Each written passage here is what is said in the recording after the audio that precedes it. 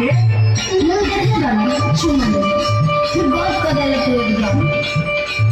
बड़ी मिले लागे साली का हाथ के बखलाली तहर फूल फूल गाल मोनी कोरा खाली छोड़ दिना